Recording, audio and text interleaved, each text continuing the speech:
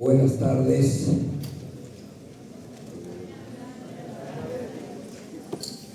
Perdón, ¿hay alguien dormido? Bueno, ¿pueden responder con ganas? Buenas tardes. Buenas tardes. Ahora sí. ¿Podemos poner el audio, el video, por favor?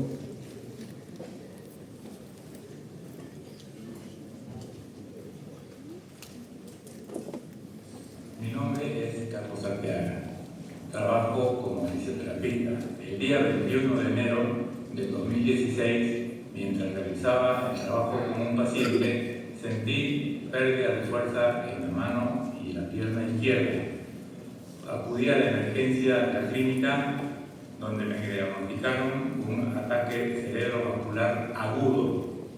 Fui tratado con trombolíticos, estuve internado 4 días, al 5.º día salí de alta, a los 20 días estaba nuevamente en el trabajo que realizo y ahora me encuentro sin ningún inconveniente y trabajando como si nada hubiera pasado. Mi nombre es Carlos Arteaga. Es importante que transmitamos a los estudiantes, a los médicos, al público en general, que si alguien deja de mover un brazo o una pierna o tiene un déficit neurológico, tiene que ir a un servicio de urgencia o de emergencia, porque es probable que esté haciendo un ataque cerebrovascular. Y eso tiene solución y tiene tratamiento. Recuerden ustedes que es un vaso, una arteria que está tapada y nosotros podemos destapar esa arteria, ya sea con trombolítico, que es una medicación, o ya sea con trombectomía, sacando el trombo de adentro de la arteria. Pero el tiempo es fundamental. Para el trombolítico tenemos 4 horas y media. Es absolutamente frecuente, miren ustedes este número, son cada 100.000 habitantes, 2.700 es la prevalencia en Estados Unidos, y en la prevalencia 638 para cada 100.000 habitantes. El único estudio publicado de Bolivia es de 1995 en epidemiología del ACV y tiene una prevalencia de 174.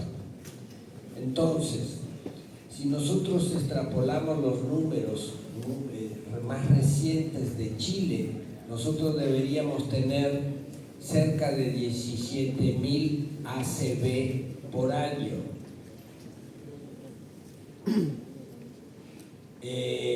Y la gran mayoría, el 85%, son isquémicos. Los isquémicos son los que nosotros podemos destapar esa arteria. En Estados Unidos es la 5ª causa de muerte. En los países subdesarrollados como el nuestro, cada vez se muere más gente con ACV, con infarto cerebral. Entonces, el infarto cerebral es causado por una arteria, que ahora vamos a hacer un repaso de la anatomía. ¿Estoy bien así? ¿Me corro para acá?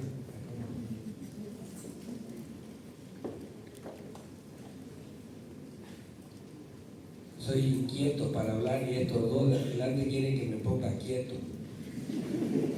Y la policía logra que me ponga quieto. ¿Sí?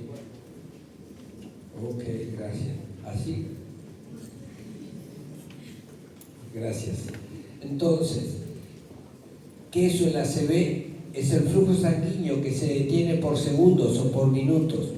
Recuerden que nosotros podemos recuperar cerebro lesionado, pero para eso tenemos que destapar la arteria y tiene que ir el paciente a la emergencia. Me encanta este dibujo que parece para niños, pero me gusta porque transmite la relación directa que hay entre el corazón y el cerebro. Y además uno ya sabe que la causa está en el corazón, que tiene su carita feliz pero no me engaña, o que está en la arteria, que es la que lleva la sangre al cerebro. Ya estamos transmitiendo que si alguien tiene un infarto cerebral es por el corazón o por algún problema en la arteria cerebral, ¿de acuerdo? Si alguien tiene caída de antebrazo, de la cara, caída, falta de fuerza en el brazo, problema para hablar, uno debería actuar en forma inmediata, ¿verdad?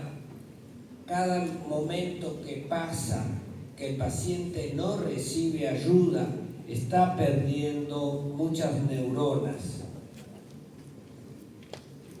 Entonces, el dibujito lo ven como esa arteria, ya sea por un émbolo del corazón o porque la arteria en sí va disminuyendo su diámetro interior, es que bloquea la sangre y no llega al cerebro. ¿Qué podemos hacer nosotros? Colocarle trombolítico, como se ve ahí en la jeringa, y lo que va a suceder es que el trombo se lise, el trombo desaparece y logramos recuperar la circulación del cerebro. ¿Ven ustedes? Para que recuerden, cuando alguien tiene un infarto cerebral, nuestro objetivo son dos. Uno, trabajar para recuperar la lesión del cerebro. Eso puede ser con trombolítico, con trombectomía o con tratamiento médico. Uno, recuperar la función. Y dos, saber por qué tiene infarto cerebral. Puede tener infarto cerebral cardioembólico, o sea, el corazón, ya sea por fibrilación auricular, ya sea por dilatación auricular, se forma un trombo en el corazón.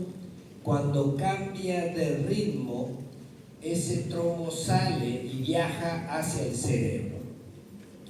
Puede ser por arteriosclerosis. La arteriosclerosis es cuando la arteria se pone dura, se pone con lípidos y se va disminuyendo el diámetro interior. ¿Y cuáles son las causas más importantes de arteriosclerosis? Presión arterial alta y azúcar, ¿de acuerdo?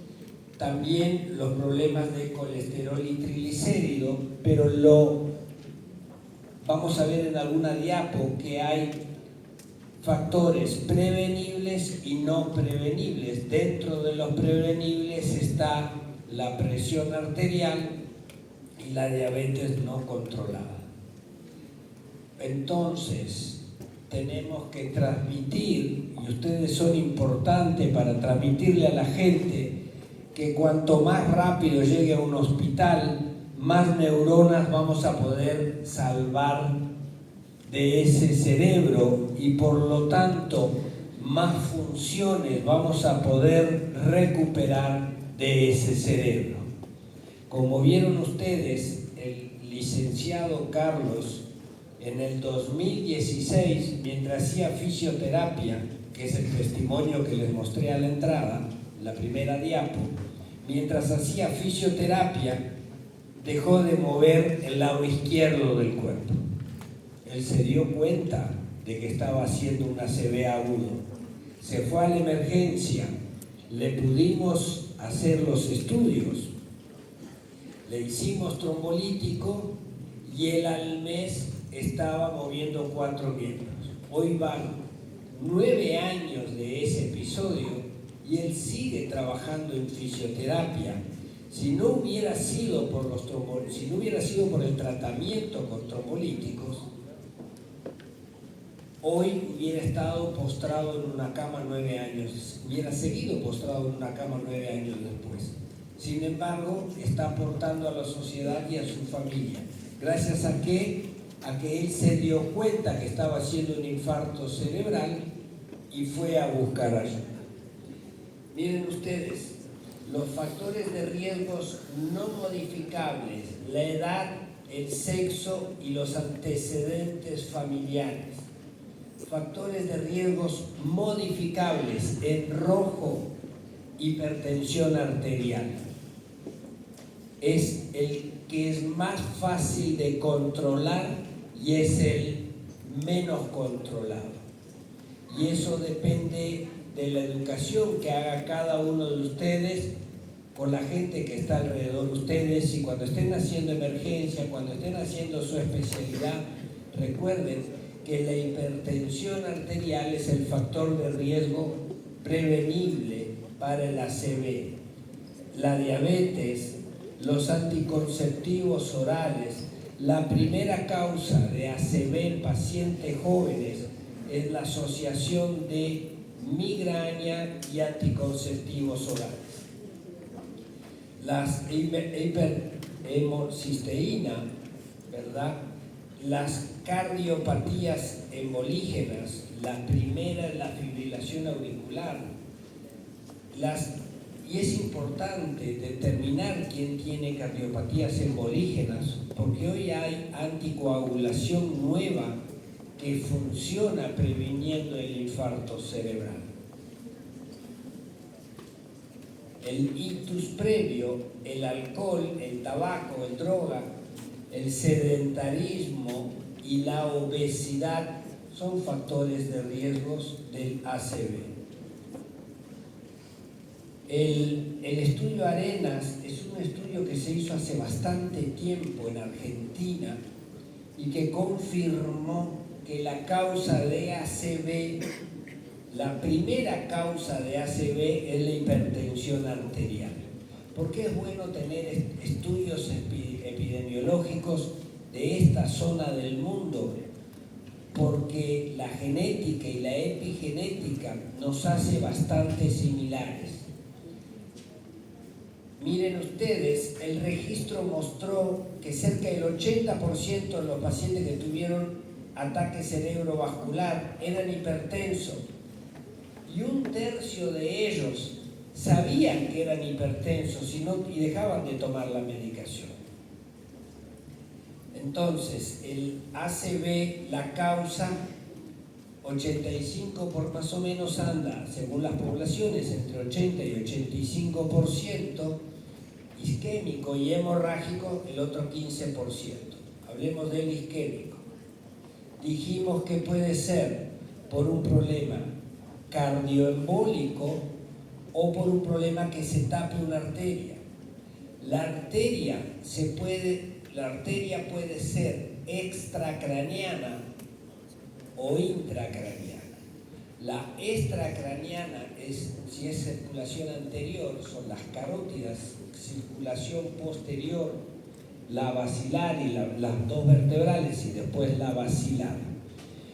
Cuando estas arterias están ocluidas en más de un 70%, que eso se ve en las ecografías, en el ecodoppler carotídeo, o en la angio, que el ecodoppler es muy subjetivo, o en las angiotomografías, cuando es más del 70%, tiene indicación de cirugía para destapar la carótida de la forma que sea.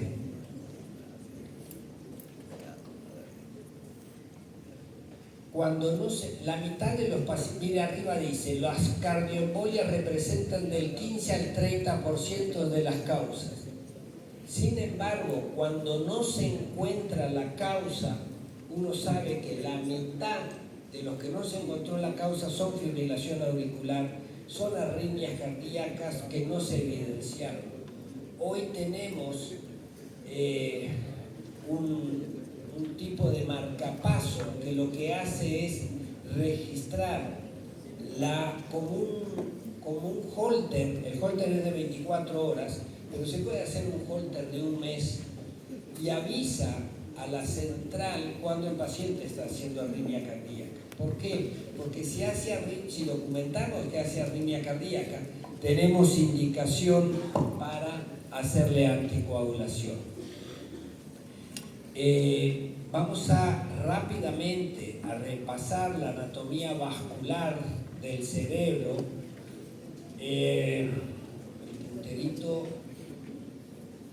no marca mucho, pero ese es el famoso polígono de Willis, que las dos ramas negras que van para arriba son la cerebral anterior, las que salen a la derecha y a la izquierda, la cerebral media, y están unidas por la comunicante anterior, y las que están abajo, las dos de abajo, esto que dice número 8, son las vertebrales, se unen la basilar, y de la basilar se dividen en dos, que son las cerebrales posteriores. Cuando a alguien se le ocurre cada rama de las arterias cerebrales les corresponde un terreno.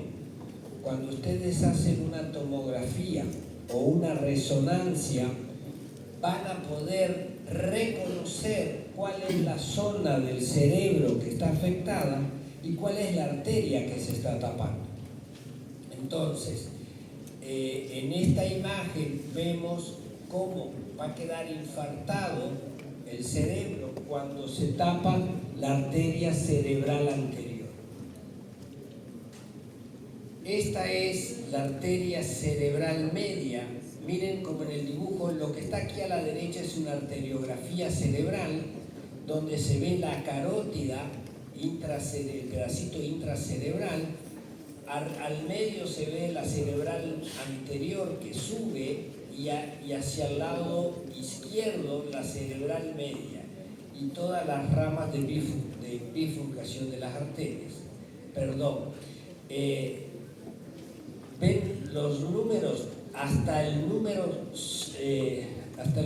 6 es la arteria cerebral media. ¿Por qué es importante? Proximal, el segmento 2.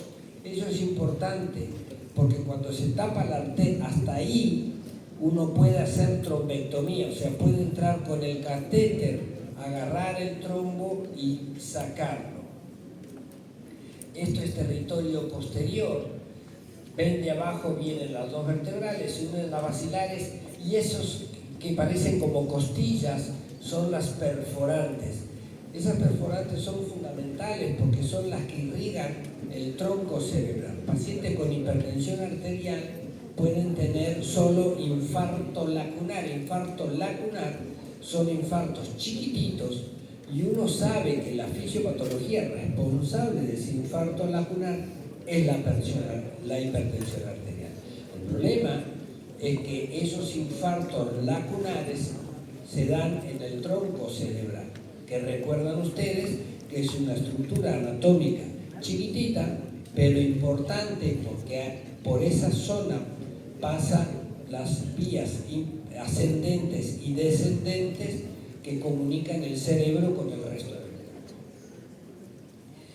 Y así se ve un cerebro cuando se le tapa una arteria cerebral posterior. ¿Por qué tiene diferentes colores más oscuros y más claros? Porque la zona más clarita es la zona borderline y eso depende mucho de la circulación colateral que tenga cada uno de nosotros en el cerebro. Entonces, cuando alguien tiene un posible ataque cerebrovascular, cuando recibimos ese paciente en la emergencia, lo primero es controlar la vía aérea, siempre.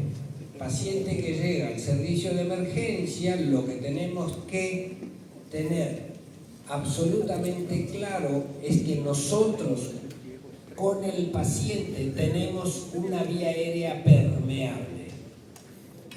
Si no tenemos la vía aérea permeable, tenemos que realizar mantener la vía aérea permeable, o sea que la entrada y salida de aire hacia los pulmones está expedita. En B tiene que ver con la frecuencia ventilación, tiene que ver con la frecuencia respiratoria. tenemos que ver el tórax, si se mueve, si tiene tirajes, si la barriga, si el diafragma se mueve en forma adecuada. Y además nos ayuda la saturación de oxígeno. Si tenemos una vía aérea permeable y una ventilación adecuada, deberíamos tener una buena saturación de oxígeno.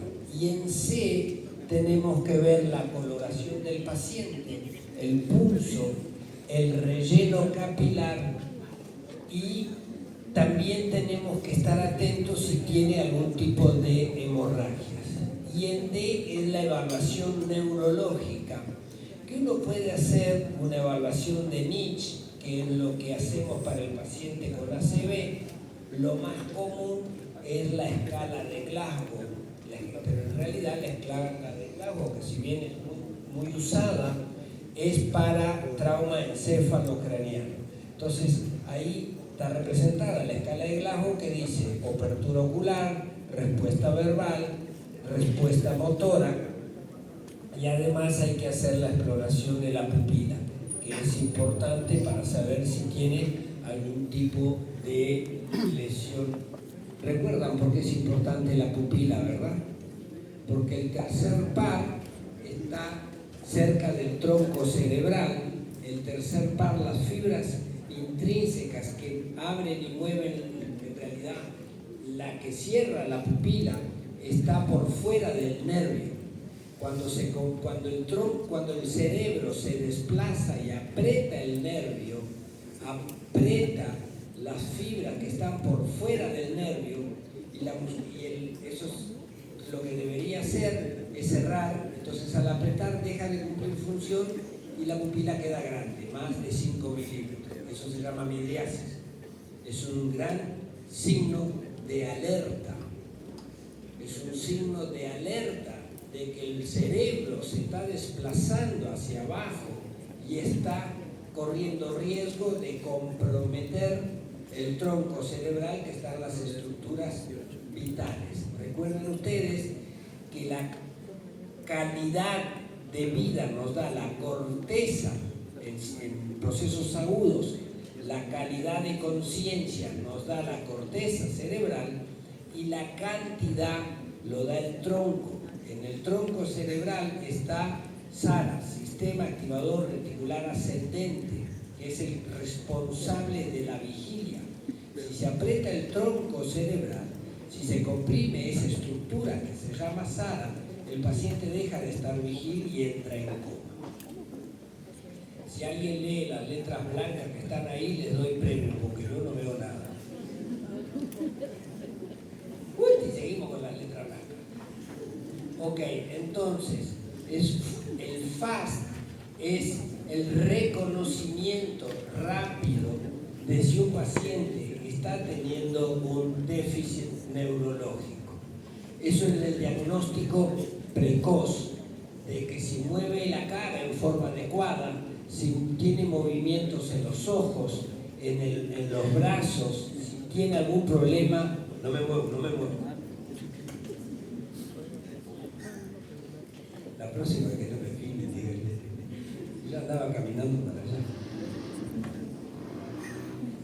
Entonces, tenemos que tener un reconocimiento y diagnóstico precoz. Les voy a mostrar, no sé cuánto tengo, cuando sea hora de irme me avisan y me echan, porque si no me quedo toda la tarde hablando.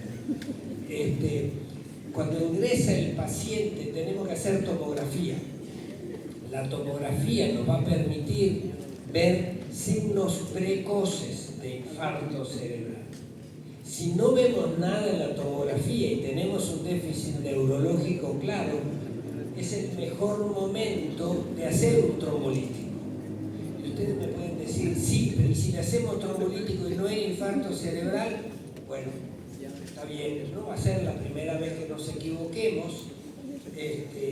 Uno siempre dice, yo no me equivoqué, vaya a saber. Entonces, no importa, pero el riesgo vale la pena, porque si yo le hago un trombolítico, no es para hacerle trombolítico a todo el mundo, pero si yo le hago trombolítico a alguien que tiene un pseudo ACV, o que en realidad parece una ACV pero no tiene, no va a tener complicaciones, ¿de acuerdo? Pero si tiene una ACV, sí va a tener grandes beneficios. Entonces, para ser trombolíticos lo ideal es hacerlo lo antes posible. Por eso en la clínica cronometramos el tiempo desde que el paciente ingresa a la emergencia. La idea es que en menos de 60 minutos se haga la evaluación en emergencia, se haga algo de laboratorio que vamos a ver ahora, fundamentalmente la glicemia, se haga la tomografía, se firme el consentimiento informado y hagamos el trombolítico endovenoso.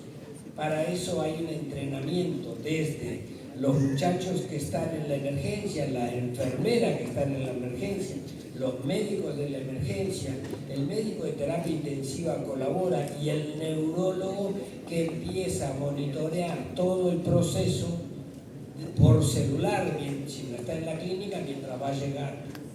¿De acuerdo? Miren ustedes cómo al pasar 10 minutos, 1 hora, 3 horas, 6 horas, el infarto cerebral va creciendo. Y lo que está en verde se llama zona penumbra.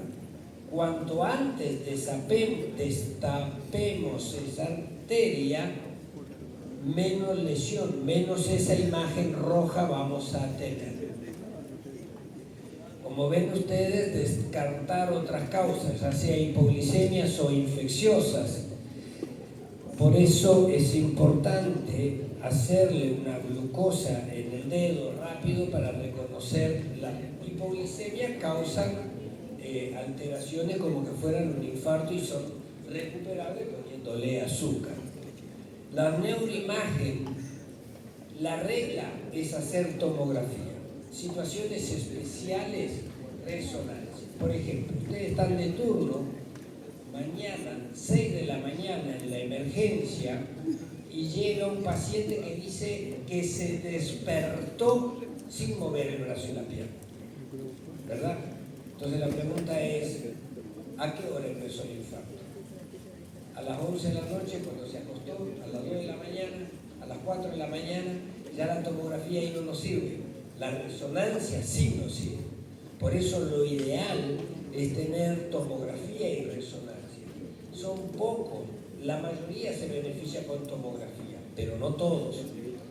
Los ACV del despertar necesitan resonancia para que podamos identificar el tiempo desde que inició el déficit neurológico hasta que lo tenemos al paciente para ser trombolíticos. Ahí viene el doctor de camisa blanca, ese también sabe de trombolíticos. Entonces, miren la imagen ahí gris, donde está la flecha amarilla, ¿verdad?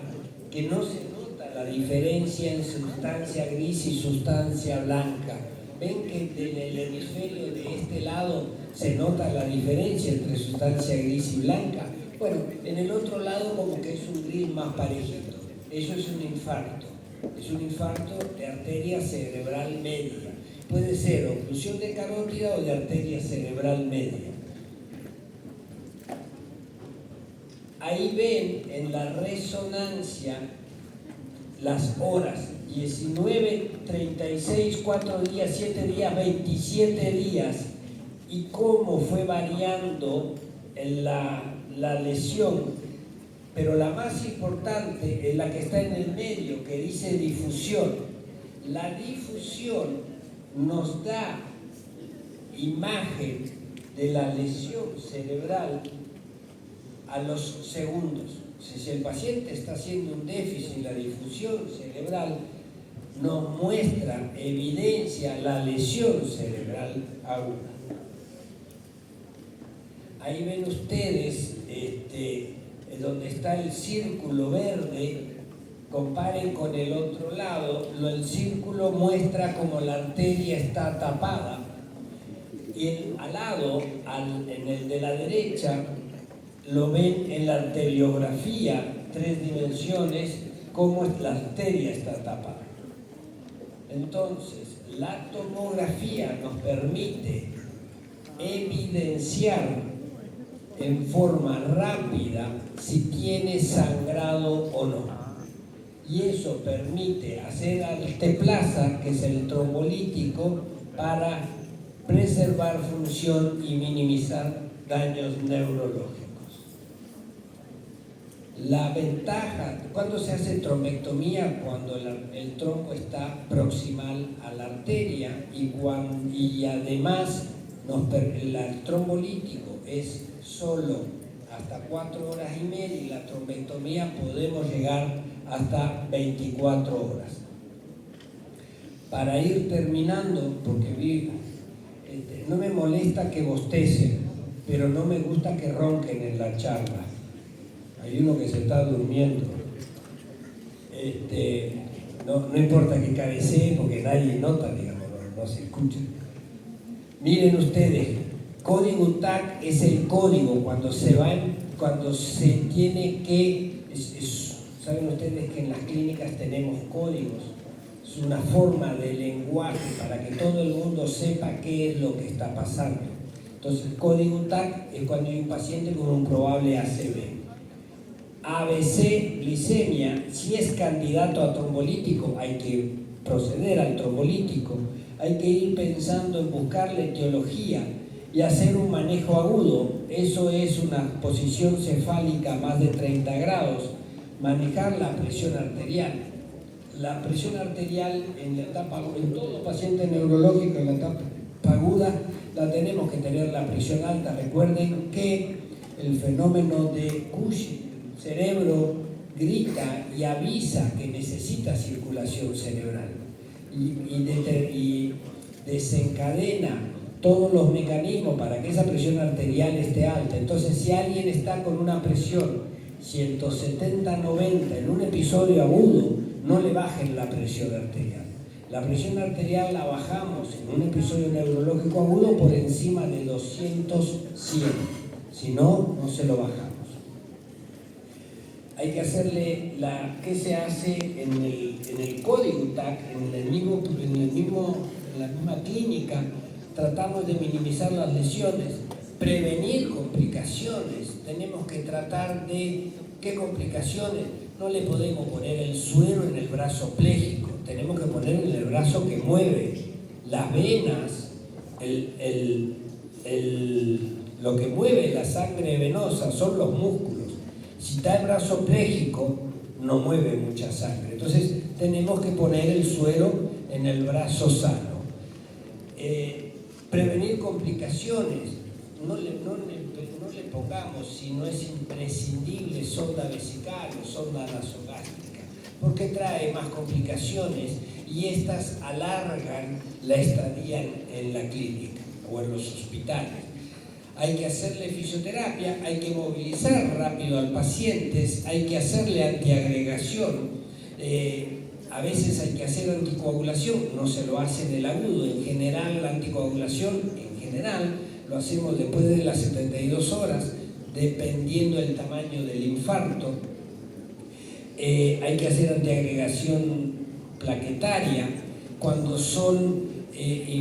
hay determinados tipos de infarto que hacemos incluso doble antiagregación por 90 días. En general no se hace más de 90 días. Doble agregación significa ácido acetilsalicílico y clopidogrel. Y hay que orientarnos al estudio etiológico. Tenemos que saber la causa. ¿Por qué? Porque sabemos que ese paciente tiene grandes posibilidades de repetir el déficit neurológico de causa vascular si no corregimos la causa. Trabajar con rehabilitación, con terapia ocupacional y con rehabilitación laboral. A la gente con ACV tenemos que reinsertarla en la sociedad. No puede quedar postrado en la cama. Eso es un fracaso neurológico. Tenemos que reinsertarlo en la sociedad. Y además corregir los factores de riesgos prevenibles. Y la mejor forma de hacer eso es educando al paciente. Hipertensión arterial, arritmia cardíaca, diabetes y SAJOS. ¿Saben qué es SAJOS? síndrome de apnea, hipopnea obstructiva del sueño. La gente, yo, muchos de ustedes, roncamos. El que estaba durmiendo casi roncó. ¿Sí? No hay problema. Roncar es un problema para los vecinos, no para ustedes. Para ustedes es si tienen apnea de sueño. ¿Qué significa? Y no respiran, no le entra aire, superficializan el sueño, ¿verdad? Eso se llama apnea. Sí, y eso hacen, ¡toc! Así con el codo, te vi, eso hace, se llama síndrome del codo. El marido, porque en general son hombres los que roncan, hacen... Y la mujer, como hicieron aquí, se ve que tienen... Es que no hay como la experiencia, ¿no? Porque no me va a decir que leyó el capítulo para venir. Entonces, la mujer le pega con el codo a las costillas, ¿verdad? Y después el marido tiene todo esto negro y no sabe por qué, y es porque lo están... ¡Pah! Respirar, no haga ruido. Cuando ingieren alcohol o cuando comen comida pesado, cuando toman medicamentos que deprimen la conciencia, peor todavía. Más apneas hacen y más ronca hacen, más ronquido. Entonces, si alguien tiene un familiar que tiene apnea de sueño, tienen que hacerle un estudio de polisomnografía para prevenir el infarto cerebral del paciente joven. Bueno, solo por un tema de tiempo, esto es la evidencia de que el trombolítico hay que hacerlo, esto es la fisiopatología de cómo hay que hacerlo, estos son los criterios de inclusión y exclusión. No quiero que, ay mi amor, 10 minutos nomás. Ya salió una ex amiga, dice que me quedan solo 10 minutos. Miren, estos son los criterios de exclusión, no los aprendan de memoria. La tabla la ponemos, y si se enoja me pone 5 ahora rapidito. Péguenlo en la emergencia para manejar en forma adecuada a cuál paciente le podemos hacer y a cuál no trombolítico. Esto es la evidencia médica y esto es el código TAC. La ambulancia llega en la emergencia, tenemos 10 minutos para hacer la primera evaluación, ¿verdad? 15 minutos para arrancar con el laboratorio, 25 minutos para hacerle la tomo y estar mirando, 45 minutos. Y lo ideal, cuando empezamos a hacer esto en Bolivia en el 2014, que empezamos a hacer trombolíticos, la Academia Americana de Neurología decía que había que hacer antes de 60 minutos. Hoy dicen que hay que hacer antes de 45 minutos todo este proceso que ustedes están viendo aquí. Nosotros hicimos un trabajo y lo publicamos, miren ustedes, trombolítico endovenoso en el ataque isquémico en Santa Cruz, Bolivia. Es un trabajo retrospectivo y publicamos nuestros primeros 18 casos de trombolítico en 2019. El tiempo síntoma puerta fue de 62 minutos. El tiempo síntoma puerta final fue 180. Sin embargo, el tiempo puerta aguja fue 57 minutos. ¿Eso qué significa? Que podemos en Bolivia movernos rápido, tener protocolizado y hacer los trombolíticos antes de los 60 minutos. ¿De acuerdo? Lo que hablamos, trombolítico y endovascular, hoy ya en el 2019 no teníamos posibilidad de hacer endovascular, hoy ya hemos hecho varios procedimientos endovasculares. Esta es la tabla de nuestra publicación donde marca los tiempos. ¿Podemos darle audio? ¿Ven cómo mueve la pierna derecha? Ok, levante el brazo derecho, levante lo que puede el izquierdo. Tiene una... ¿Cómo es su nombre? Tiene una hemiplegia izquierda. En este primero es cuando el paciente ingresa. Bien. El izquierdo a ver lo que pueda. 9 horas Muy después bien, del abra los dedos trombolítico. a ver si puede. Todavía, ok. El piecito mueva. El izquierdo. Bueno, muy bien. Levante la mano derecha. Muy bien. Levante la izquierda. Muy bien. Arriba, arriba, arriba. Abra, cierra la mano. Eso. A ver, levante la pierna derecha. Bien, levante la izquierda. A ver, muévala. La izquierda. Don Beto, levante las dos manos, los dos brazos, abra bien las manos.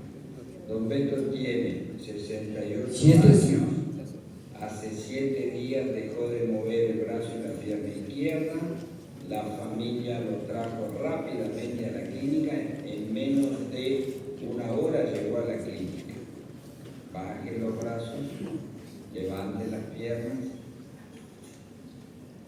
Eso, arriba a la izquierda, arriba. Se le hizo el trombolítico antes de los 60 minutos y ahora estamos evaluando que está mucho mejor. El efecto positivo del trombolítico se mide a los 90 días. Hemos tenido situaciones espectaculares que le terminamos de pasar el trombolítico y el paciente levanta el brazo y la pierna. Pero la realidad es que el efecto se ve a los 90 días. Entonces, este señor, allá por septiembre del 2019, debería haber quedado postrado en la cama, sin mover el brazo y la pierna izquierda. Sin embargo, gracias a que la familia lo trajo rápidamente a la clínica, de que había las condiciones y la medicación para ayudarlo, este paciente tiene una vida independiente. Uno valora las cosas cuando las pierde. Entonces, alguien que no mueve un brazo y una pierna, que depende de para bañarse, para limpiarse, de ayuda imagínense que se ríen. Alguien que mueve solo el brazo y la pierna, ¿cómo hacen para limpiarse la parte posterior del cuerpo? Si con esta no se pueden apoyar, ¡poc! Y se caen. Tienen dependencia, la enfermera o el familiar tiene que ayudarlo. Entonces, gracias a que la familia lo llevó en menos, gracias a que la familia, 5 minutos, porque la familia lo llevó rápido, porque actuamos rápido, es que alguien que se la lleve a la muchacha esta de aquí. Bueno. Ok, entonces, ya para ir terminando, Codidutac, sala de emergencia, hay que tener las condiciones preparadas para hacer tomografía, en alguna vez resonancia, antes de las 4h30 tenemos que hacerle el trombolítico. Hay pacientes que se le hacen trombectomía, que es toda esta parte roja de atrás, pero son algoritmos que el médico, la enfermera, es fundamental la enfermera en este procedimiento, porque es la sargenta que nos va siguiendo el ritmo en este proceso. La enfermera, el médico de emergencia, el médico de terapia, el neurólogo clínico y en alguna oportunidad, alguna oportunidad necesitamos neurocirujanos. Y por último viene el neurointervencionista, que es el que tiene la experiencia en colocar el catéter y sacar el trombo. Y malingua vos. Su hermanito de la que me muestra el cartel. Hemorragia intracraneana y hemorragia sistémica. Miren ustedes, de 100 pacientes que se hacen trombolítico, 5%. Y encima cuando tienen sangrado no corren riesgo de vida.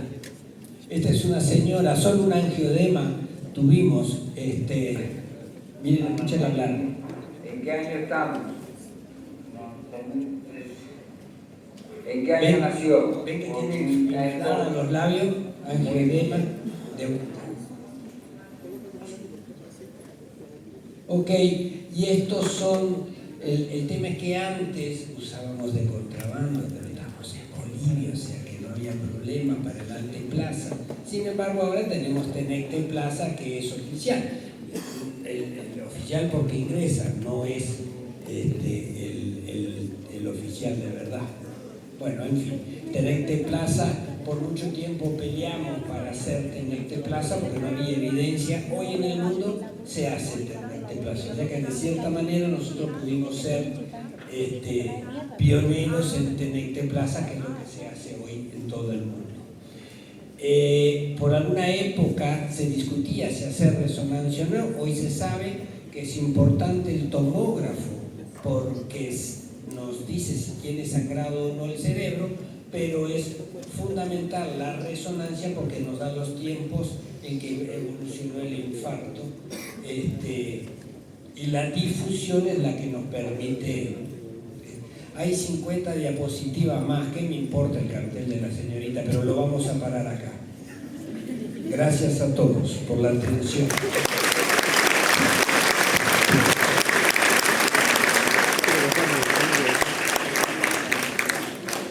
¿Preguntas? No me voy si no hay preguntas, me van a aguantar aquí. Pedite café, vos no vas a hablar. Sí, fuerte y feo, como sopapo de suegra. Buenas tardes, quisiera saber qué hallazgos se espera si hay un daño en el hemisferio izquierdo. ¿Qué fuerte? María José, el micrófono. ¿Qué hallazgos se espera si hay un daño en el hemisferio izquierdo? Ok, bueno, ¿qué hallazgos se encuentran si hay hemisferio izquierdo? ¿Quién pasó clase de neuroanatomía? Calladito, todo. Claro, bueno. Ustedes estaban chateando, pero pasaron clase de neuroanatomía. No habré sido yo docente de universidad. Y ahora con celular debe ser peor todavía. ¿Les dejan tener celular en las clases? Bueno, menos mal.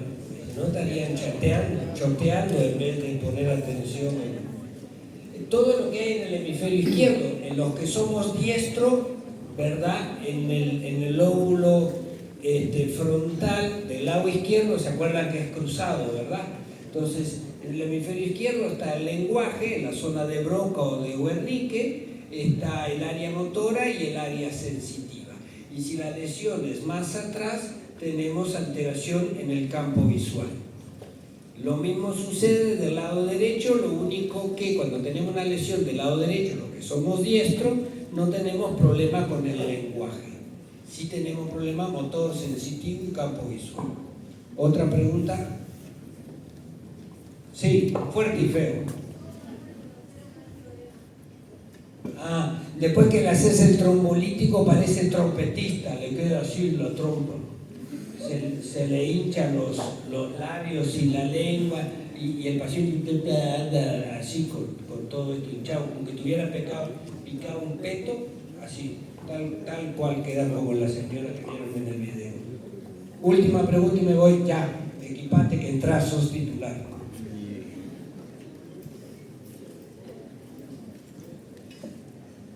Sí, el trombolítico, en la forma de pensar es la siguiente. Ingresa un paciente con déficit neurológico agudo, yo estoy convencido que le voy a hacer trombolítico. Estoy convencido. Convénzanme de que no lo voy a hacer. ¿De acuerdo? Entonces, si es un paciente joven, si tiene menos de 4 horas y media, ok, está anticoagulado porque ya tuvo un ACV, ya discutámoslo. Se despertó con el déficit neurológico, le hago la resonancia y ya aparece en FLAIR, que aparece después de unas horas, ok. Pero es chiquito, discutámoslo si no vamos a hacer o no el trombolítico. Es grande, no lo hagamos porque corre más riesgo de sangrado. Tiene 80 años, yo cuando empecé a hacer esto, ¿verdad? Mi entrenamiento fue en Uruguay, pero mi entrenamiento para trombolítico estaba mucho más avanzado en Chile, entonces yo fui a hacer el entrenamiento en Chile. Allá por el 2000, bueno, ustedes no estaban nacidos la mitad. Entonces, me dijeron, se hace a todo el mundo menos a mayores de 80 años. Y yo bien obediente, se hace a todo el mundo. ¿Vieron cuando uno va al almacén, no ve? Se hace todo el mundo, pero no a mayores de 80 años. Pregúntenme quién fue mi primer paciente. 83 años la vieja de amiga. 83 años. Una señora divina, lúcida, linda. Ah, no, dije yo, qué mierda de 80 años, papi. Le metimos el trombólítico y nos fue maravilloso. Después le dijimos a la familia. En ese entonces se discutía si se hacía o no trombólítico mayor de 80. Hoy, 15, 20 años después, se sabe que sí, que se le hace trombólítico a mayores de 80. Pero todo es un proceso y un madurar de los procedimientos. Muchas gracias.